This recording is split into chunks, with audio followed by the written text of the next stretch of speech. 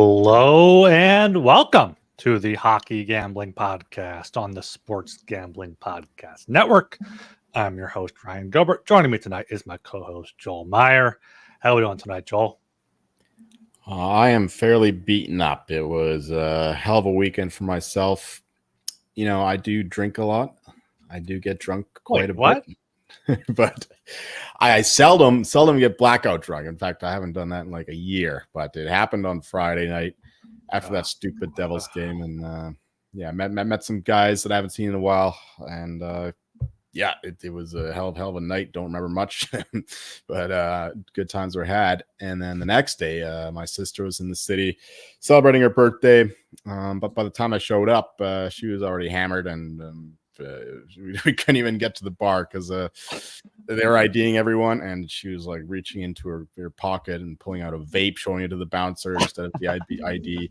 So that was a massive failure, and just ended up drinking at the hotel where she soon passed out and all that. But anyway, that was fun too.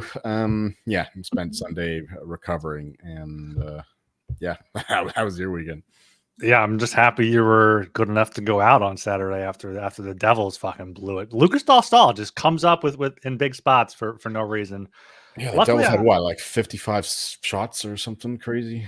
Yeah, luckily I did have some props on both Hughes and Heishier to have like a bunch of shots, and they ended up going over. So I ended up being profitable in that game. But I know if you having the Devils money line, and I bet them big live, and it just did not come through for them.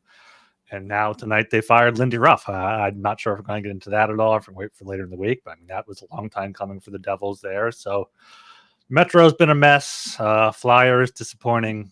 Shootout loss tonight against the Blues. Probably should have won that one, but just Bennington had like double the amount of saves as Ersson, right? Yeah, I said Ersson under 22.5 saves would have been, or over 22.5 saves was going to be an L, and it looked like it after the first period. And then the Flyers just fell apart in the second period, as they do, and poured it on in the third, but could not get a winner there. So unfortunate shootout loss.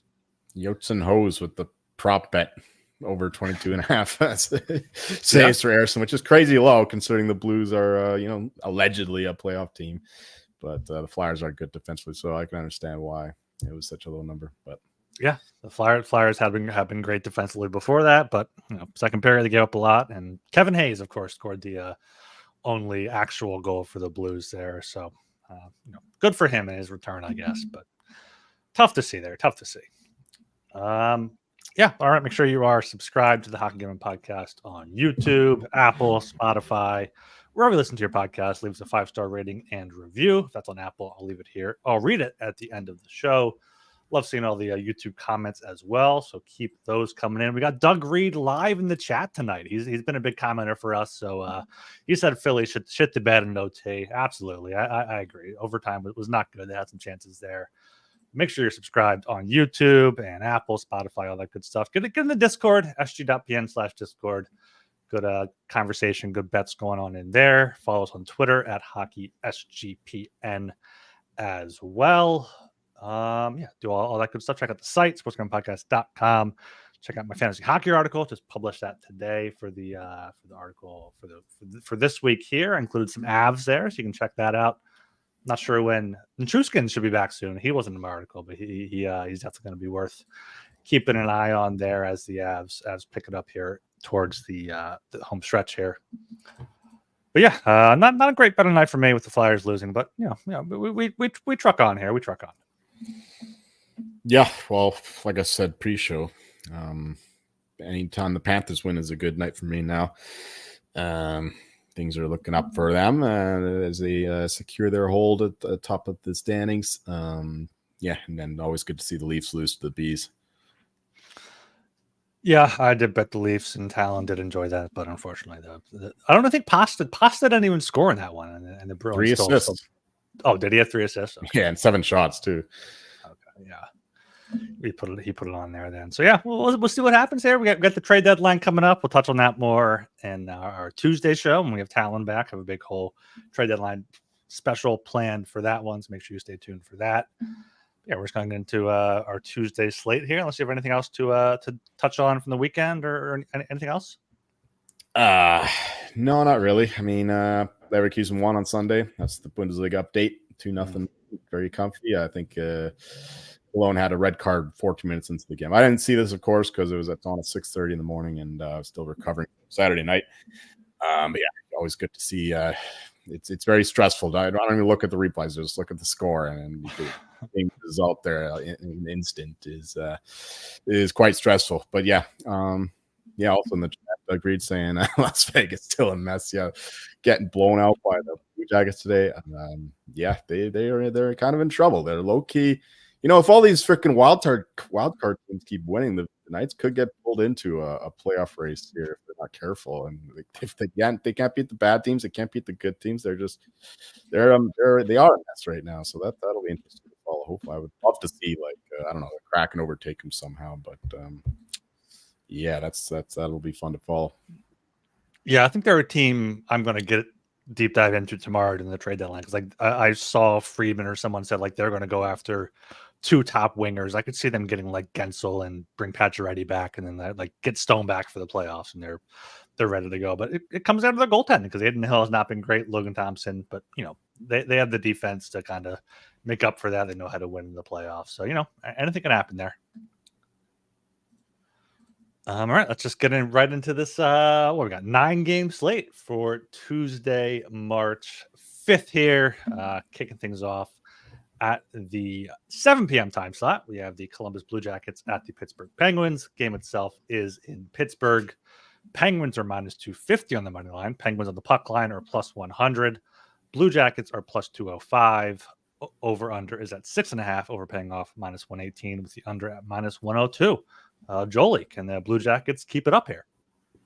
Well, historically this season they've been bad.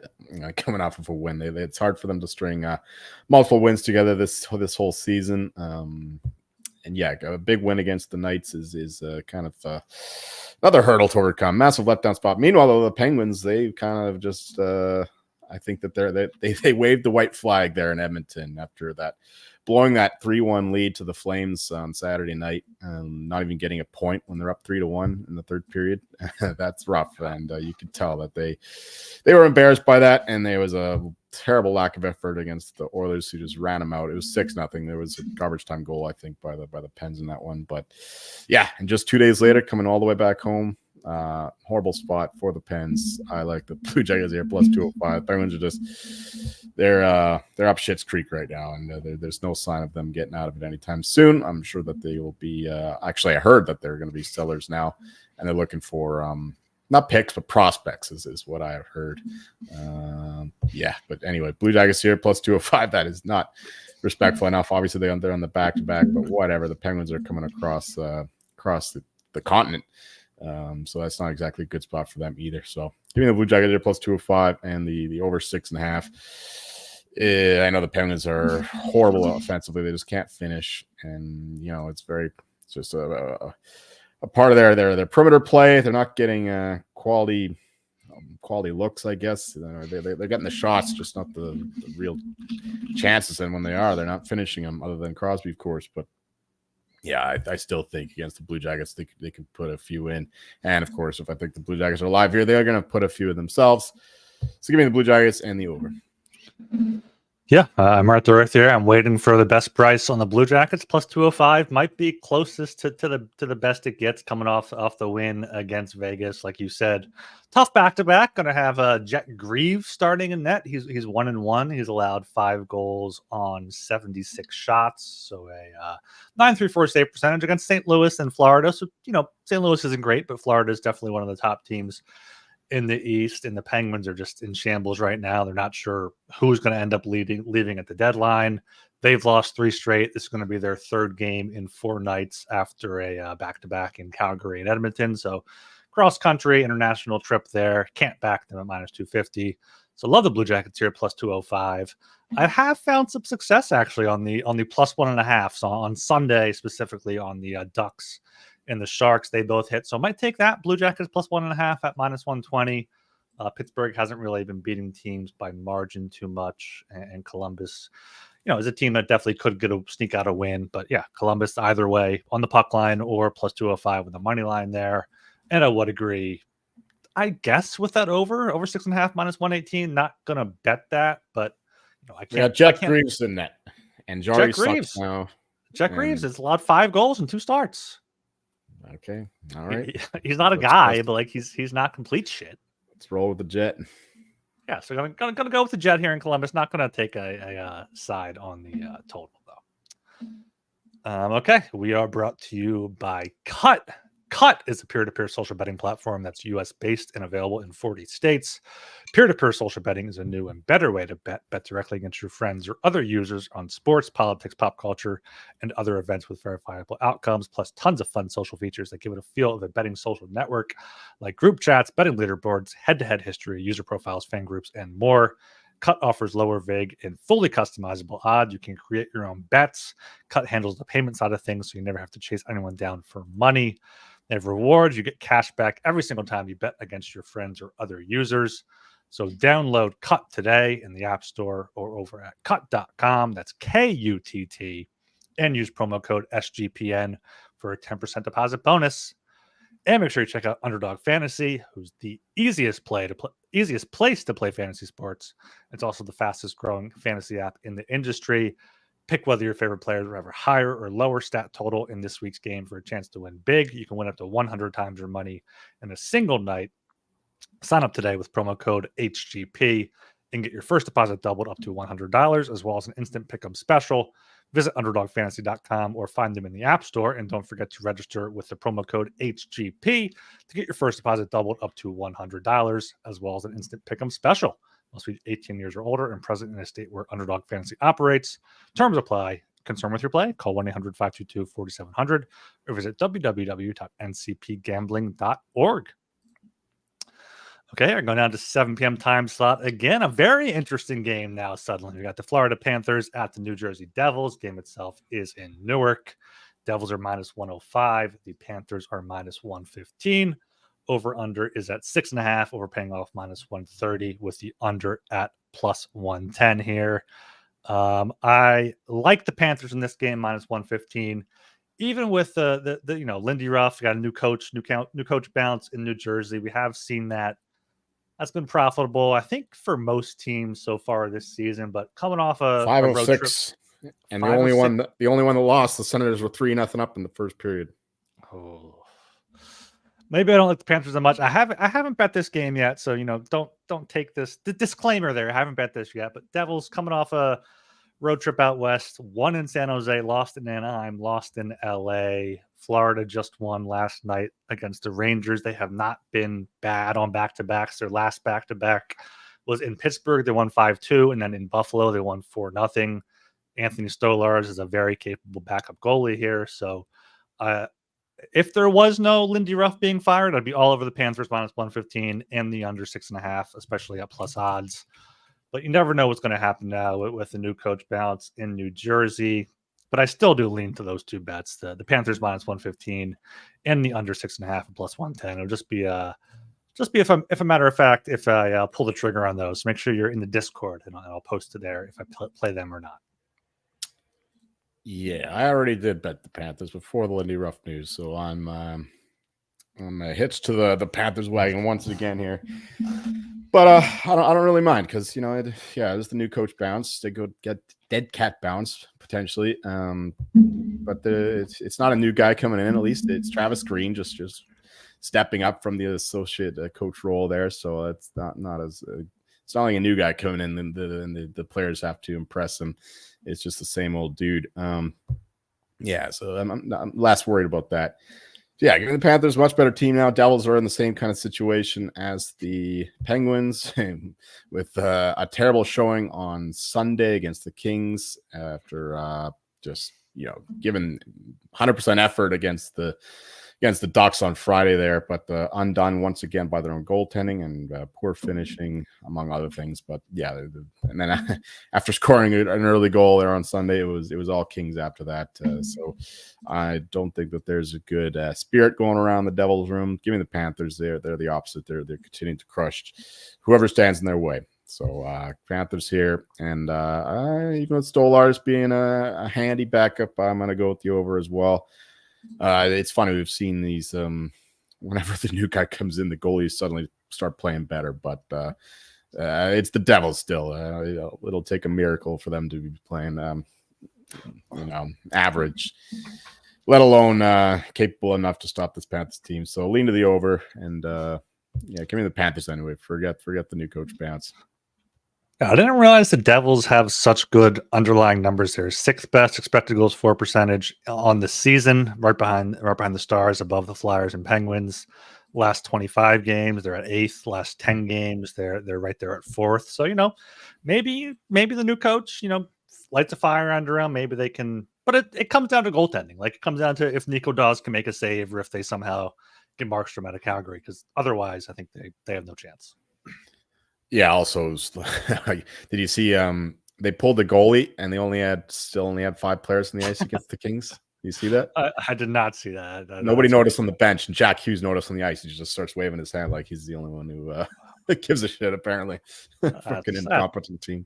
That's too bad. I could see them making the playoffs now, though. Like, if you want to take a Devils to make the playoffs, that's definitely not a bad bet, especially if they do go for a goalie in the next few days. With the Flyers losing to the Blues today, that doesn't hurt, and the Red Wings losing Larkin for a few weeks. Yeah, none of the teams in the East are legit outside of the 5 that have their spots locked up. So.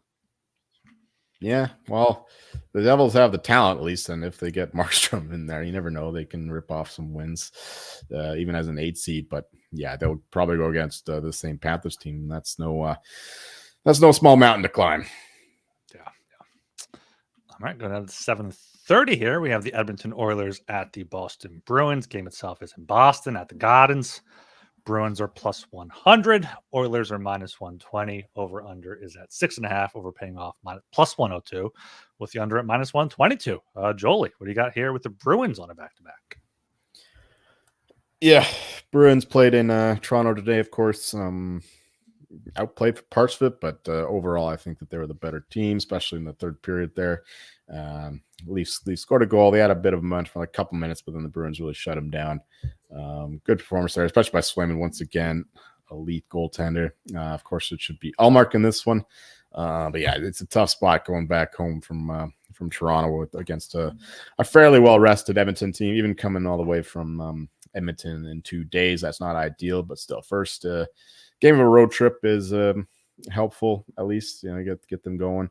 You want to get off to a good start, especially against one of the premier teams in the league. So you can understand why the Oilers are favored. I don't think that they're favored enough. I think they're the better team than the Bruins anyway. So if you add that plus the situational advantage, give me the Oilers here all day long, and the over 6.5 here as well, with the way that the Oilers are playing nowadays. More like the old Oilers with leaky defense and bad goaltending and all that. We've been over this a million times.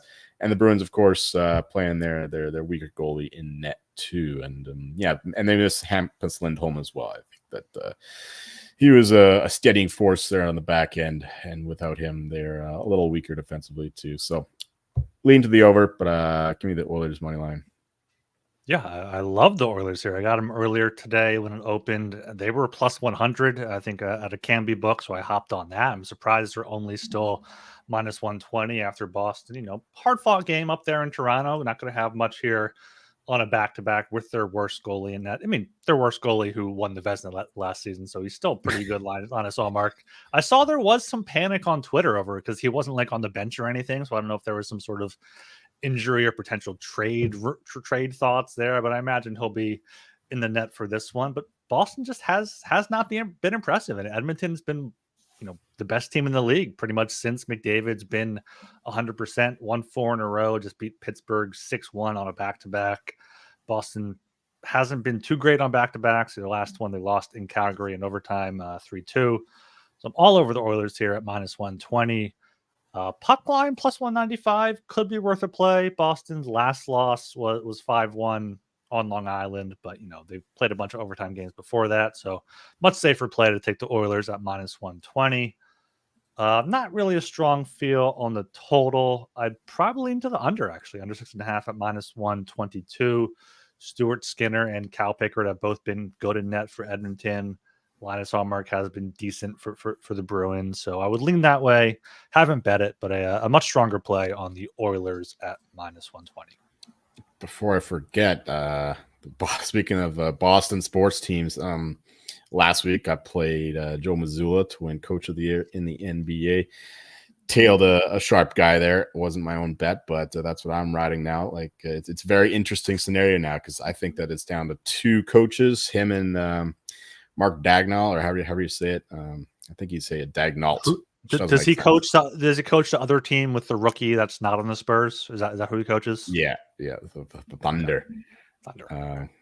So yeah, and then I'm on SGA, of course, for MVP on the Thunder. So in that sense, I hope they do well. But for the Coach of the Year, it's the other way around. I hope that Boston just continues to crush. They're on an 11-game winning streak, and if they just keep winning games, they'll be recognized as this great team, historically great team, and they'll have to give them the award. Even though obviously Mark Dagnall has really improved the Thunder massively. I mean, they were a bubble team or a play-in team last year. Now they're in the driver's seat to get the 1 seed, at least the 2 seeds. So it's an interesting scenario between the improving coach versus a great team coach, and it'll be fun to follow. I mean, the Celtics also got a bit of luck too. Like they're playing the Cavaliers twice, I think, the next week, and they are missing what's his name? Their best player. All I know is Brunson is out for the Knicks. That's all I know. I think he's back. I think he's very close to being back. Because I heard it wasn't as bad as it was feared to be. Whatever. Mitchell, that's it. Thank you, PL. Donovan Mitchell. Okay, yes. Yeah. I've heard of him. Right. So yeah, Celtics, they have to play in Denver, but that's easily their hardest game. And then after that, it's a cakewalk. So I think the Celtics will just cruise as long as they're not like resting everybody in like the last few games before the playoffs and maybe slip up a couple times there. But yeah, if they only lose like 2 or 3 more games, I think that they just have to give it to them, and they have absolutely the capability to just go on this roll at the end of the season and win 67, 68 games. There you go. Love the futures talk from Joel. Joel is good futures betting for no matter the sport. So I mean, like NBA Gambling Podcast does a fantastic job. Shout them out for their day-to-day stuff. I'm sure their future stuff is great with Scott. Love Scott, does tennis stuff. Love Naf does MLB stuff as well. But I know Joel is sharp on all futures here. I'm waiting for Joel to come out with some NFL draft stuff. I guess that's in the next few weeks though. Yeah, I haven't even done any real draft work, but the combine just happened, so yeah, it's time to start digging into that stuff. I mean, I learned my lesson last year too with the betting too early, a few things. So I'm being a bit more cautious, waiting for more information to come out, because I think that's the better way to play it these days. All right. Joel has some Hall of Fame futures bets, and we're brought to you by Hall of Fame Bets. Win bigger by betting smarter this NBA season with Hall of Fame Bets, the sports betting analytics platform for parlays, player props, and game lines. Research every NBA and soccer bet with historical stats and data. Enter any parlay idea into Hall of Fame Bets revolutionary parlay optimizer tool to get hit rates broken down by leg, as well as an expected probability for the entire parlay. Sort all players by hit rate for any bet to learn which players are hot and which picks have value. Stop betting in the dark and join over 30,000 users researching with Hall of Fame Bets to craft more intelligent, data-driven parlays. Download the Hall of Fame Bets app or visit hofbets.com and use code SGPN to get 50% off your first month today. Start researching, start winning with Hall of Fame Bets. All right, going down to the 7:30 time slot again here. I got the St. Louis Blues at the New York Islanders. Game itself is in New York on the island. Islanders are minus 170. Blues are plus 142. Over-under is at 6, both paying off minus 110. Joel, I'm going to throw it back to you here with your Isles. What do you think they're going to do here with the Blues on a back-to-back? Yeah, I mean, in the past, we said that Joel Hofer was a better goalie than Binnington, but that's definitely been reversed this year. Binnington has been the better goalie, and he's the one who played yesterday or today. It depends on when you're listening to this. So it'll be Hofer and net most likely for this Isles game. And the line is kind of high for an Isles team, and the Blues continue to be a bit spicy as these dogs sometimes, but I still lean the Isles way, but my stronger bet is definitely the over 6 here. The Islanders are playing a much different style. We've been talking about this, but the market hasn't really adjusted yet. So we're going to keep playing these Isles overs until it does, especially when the Blues are playing their weaker goalie here. And the Isles can be had defensively as well. So I like the over 6. especially with Sorokin's been good. He's been great actually. Just not the season he had last year. So that's another reason why the Isles have been letting in more goals this year. Yeah, I do like the Isles quite a bit here. -170 is getting a bit steep. I did bet him quite a bit for -150 when it opened. I'm probably still playing him at -170, just not as heavy. Apparently, there's still a -154 at FanDuel if you're watching live, and -160 other books. So I would recommend that. But I would look to the under 6 here. Under 6 at -110. The Blues have not been generating a lot of offense whatsoever. I mean, their only goal tonight against the Flyers was a breakaway by Kevin Hayes, who fell when he was fucking taking the attempt. They've generated a league low 1.89 expected goals for per 60 in the past 10 games. Islanders have allowed second lowest expected goals against per 60 in the last 10 games. Only the Canucks have been better. So, I could see a Sorokin shutout here if you want to bet that there. But yeah, Islanders here -170. Maybe an Islanders puck line +150 could be worth a play, but I think a Blues team total under would probably be the best way to play it if you don't want to lay -170, or like a Islanders over 2.5, Blues under 2.5. I think something like a 3-1 win could be in the cards here for the Isles. And I think they could make the playoffs here, which is infuriating because they're just kings at the loser point. They have 26 wins and 34 losses in the playoff race. It's insane. Yeah, and the draw is always live in an Isles game. Yes, yes. Yeah, especially interconference against the Blues team. That could also use a point. Yeah, like that as well. All right, going down to 8 p.m. here. We got the Montreal Canadiens at the Nashville Predators. Game itself is in Smashville. Nashville is -218. Canadiens are +180. Over-under is at 6, overpaying off -122 with the under at +102 here. Predators have just been on a tear recently. They've won 8 in a row.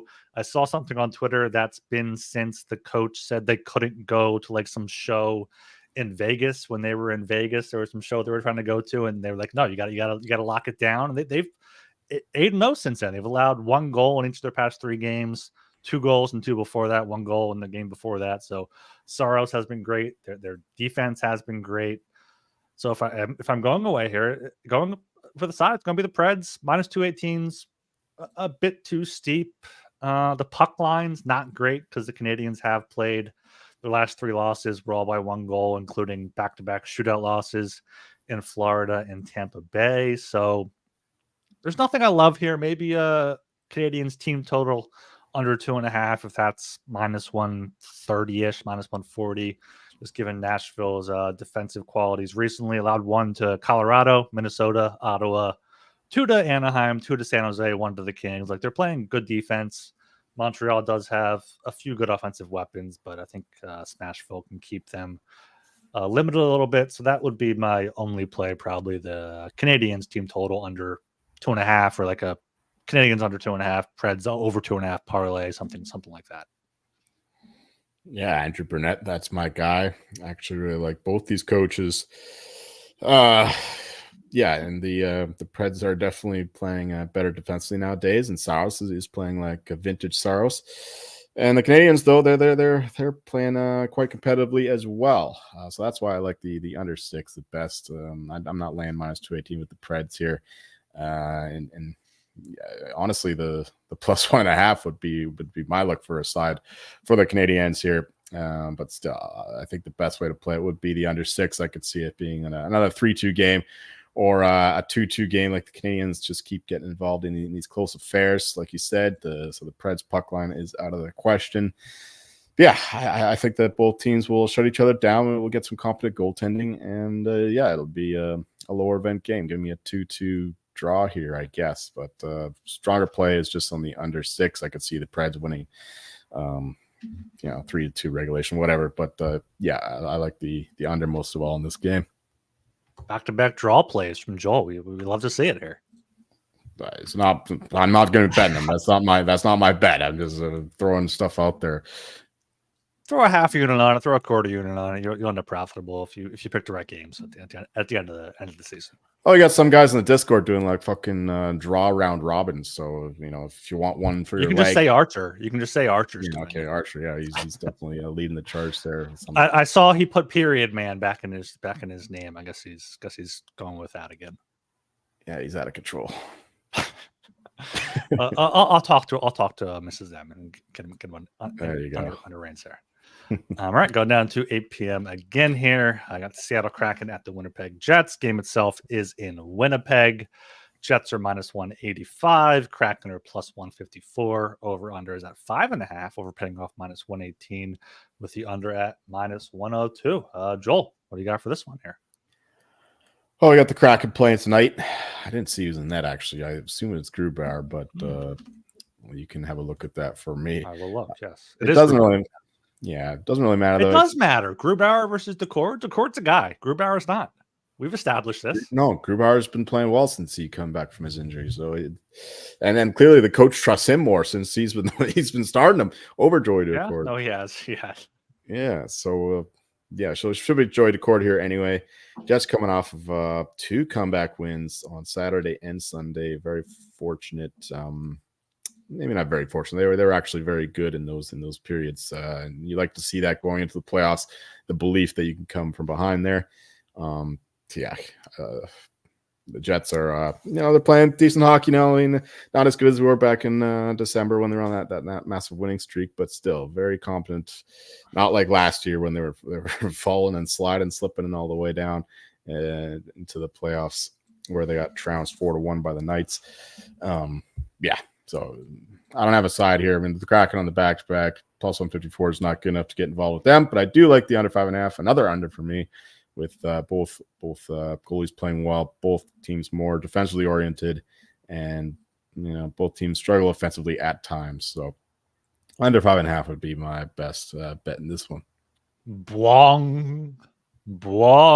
Joel's the Undertaker tonight. I'm going to join him here on this one with the Kraken and the Jets under 5.5 at minus 102. I'm assuming Hellebuck's going to start.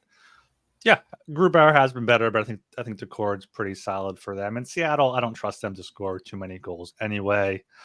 So that would be my my only bet for this one, under 5.5, minus 102. I did bet the Jets when they opened at minus 150, which I could now arb if I wanted to with the Kraken at plus 154, but minus 185. Probably a tad too steep for me with the Jets coming back from a road trip. 3rd game in 4 nights might be a little tough to get up for, but that under 5.5 minus 102 would be my only play here. All right, going down to the 9 p.m. time slot, we got the Chicago Blackhawks at the Arizona Coyotes. Game itself is in Arizona at Mullet Arena. Coyotes are minus 230. Coyotes on the puck line are plus 114.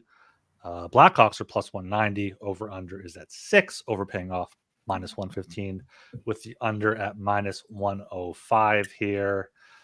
Arizona coming off a long road trip, 5-game road trip.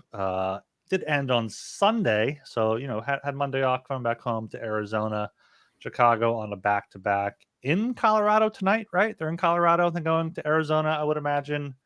They've lost 5 in a row. 6 in a row, going to be 7 now after losing in Colorado. Not sure who started. It's 4-0. Not sure who started tonight. Mrazek started tonight, so it's going to be Soderblom tomorrow. Soderblom is 2-18-1 this season. Goals against average 3.97, 876 save percentage. Blackhawks on the season on the road are 424-1. So you got to go with the Coyotes here. Maybe a puck line play. Their last 2 wins after a 14-game losing streak or whatever was 5-3 and 5-2 in Ottawa and in Washington. They beat the Blackhawks 8-1 back in October there. So, yeah, Coyotes puck line plus 114, probably my only play here. Maybe a look to the over at minus 115. Doug Reading asking what I'm sipping. It's the Ruby Red, of course, the old standby, and that's Sid's vodka, mason jar, whatever you call this thing. Excellent grapefruit juice. Go buy some. Anyway, yeah, Blackhawks getting crushed right now by the Avalanche. Good to see that McKinnon keeps the home point streak going with the goal and 2 assists. He could do it. He could go the whole season without. He needs the heart. I don't care. I don't care about that streak. He needs to win the heart. Well, that's what I'm getting to, because Matthews has his goal scoring is starting to dry up. So I'm starting to think maybe he's not going to get to 70. So I need McKinnon to get going to stave off Kucherov and McDavid, especially Kucherov. I don't think McDavid's going to get it anyway. But yeah, anyway, that's another heart update. As for this game, I don't know. I mean, Blackhawks in Denver going down to Scottsdale, that's not ideal. They're not interested. Maybe they think they can finally win a game. Maybe that gets them going. But yeah, Coyotes coming back from a very long road trip, though, so that's a bit scary to back their side.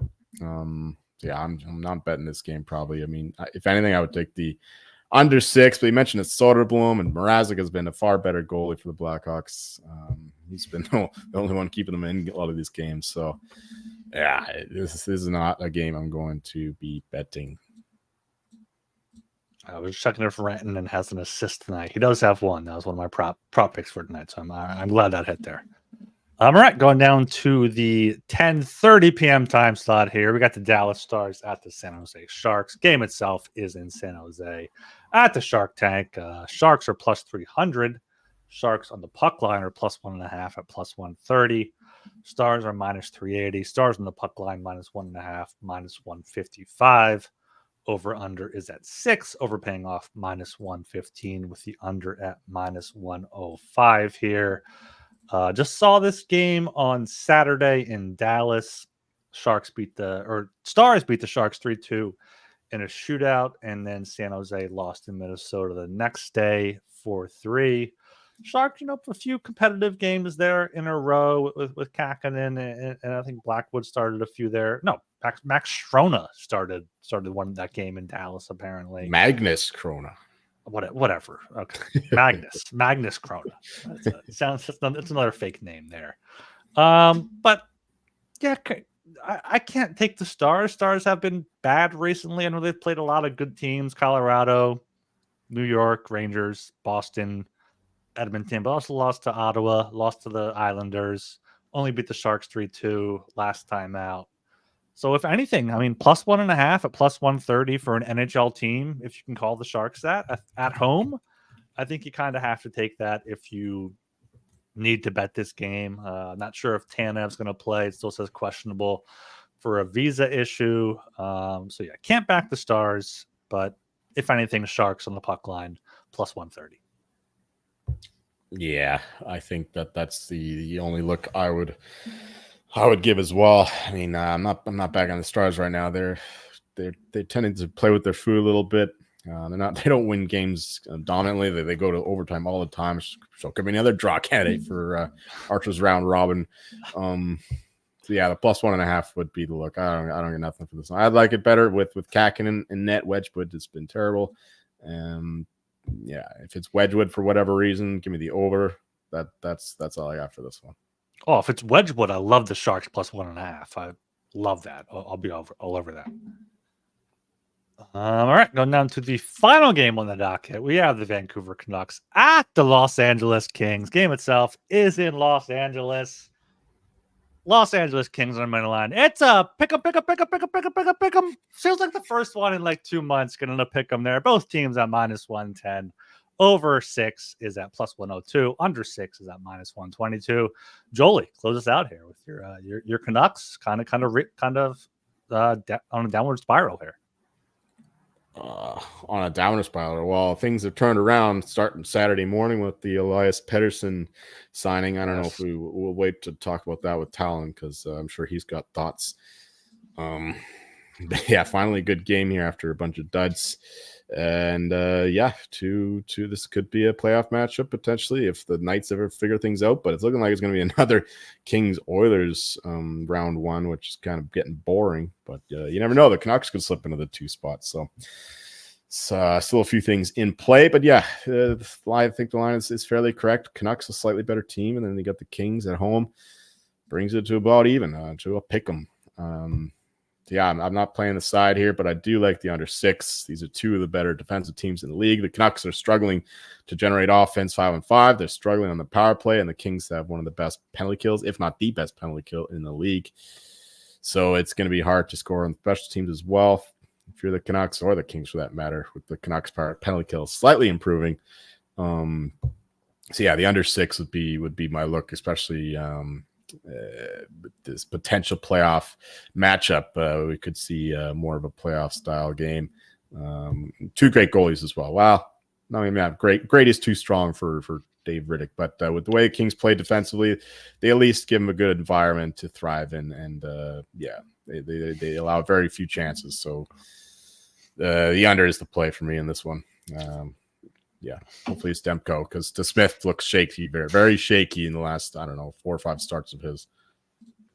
Yeah, I mean, Kings, they had Rittich going there for a while. Talbot started three straight, allowed 3 against Calgary, only 1 to Vancouver, and then 1 to New Jersey. So he's back on track. They just signed Aaron Dell, put him through waivers. I'm kind of hoping the Flyers claim him as a backup option. But, they have the Kings have the defensive system to play in front of any veteran washed up goalie here. Cam Talbot playing well recently, but yeah, I would lean to the Canucks here. They have been not playing great recently. Tocchet's kind of been leaning into them a little bit, but I think they are a better team than the Kings. Like you said, Kings are at home. That's why it's a pick 'em. But I do agree with the under 6 at -122. It is down to 5.5 at a few books there. So if you can still get the under 6 at -120 or better, I do like that. Could see that very well cashing in, especially with Vancouver only scoring 2 against Anaheim, 1 against the Kings the last time out. So definitely see a playoff preview here with a low scoring game. So yeah, under 6 -122 and a lean to the Canucks. Okay, that's the 9-game slate for Tuesday, March 5th. Our consensus plays here. The Blue Jackets +205. We got a +205 consensus play. I got the Panthers -115. We have the Oilers at -120 and the over 6.5 at +102 in that one. We have Seattle Winnipeg under 5.5 -102. And then the Canucks Kings under 6 at -122 here. Our best bets. So our best bets for last show, the 29th, which was Thursday. Joel had the Islanders Red Wings over 6. That hit. So that was a win for him. He is up to 18-10 plus 4.98 units. I had the Canucks at -141. They lost. So I am now down to 14-14 at -0.21 units here. I'm gonna kick it off here. I'm going with the Oilers at -120. That's my best bet for this one. I think that's a line is way too low here, especially with the Bruins being on a back-to-back. So Edmonton -120 at Boston is my best bet. I like it. Give me the Canucks Kings under 6 -122. Vancouver under 6 -122. Okay, got that locked in the spreadsheet there.